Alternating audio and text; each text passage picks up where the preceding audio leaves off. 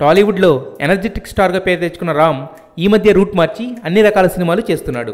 నేను శైలజ సినిమాతో grand hit కొట్టి సక్సెస్ ట్రాక్లోకి వచ్చిన రామ్ ప్రస్తుతం హైపర్ అనే హై వోల్టేజ్ యాక్షన్ ఎంటర్టైనర్తో ప్రేక్షకుల ముందుకు రానున్నాడు. అయితే మోస్ రూట్లోకి వెళ్లకుండా ఈ సినిమా తర్వాత రిఫ్రెషింగ్ లవ్ స్టోరీ చేయాలని ఫిక్స్ అయ్యాడట.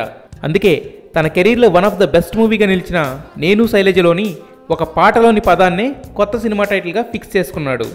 నేను శైలజ టైంలో యూత్ అంతా హమ్ చేసిన క్రేజీ క్రేజీ ఫీలింగ్ అనే పదాన్ని టైటిల్గా ఫిక్స్ చేసుకుని ఫిలిం ఛాంబర్లో రిజిస్టర్ కూడా చేయించారట స్రవంతి Ravikishore.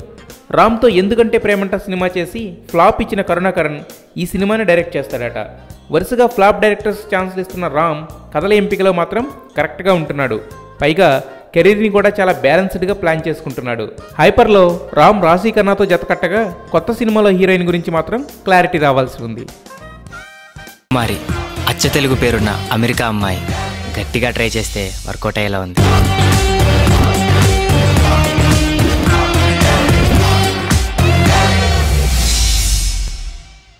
No marriage, only romance.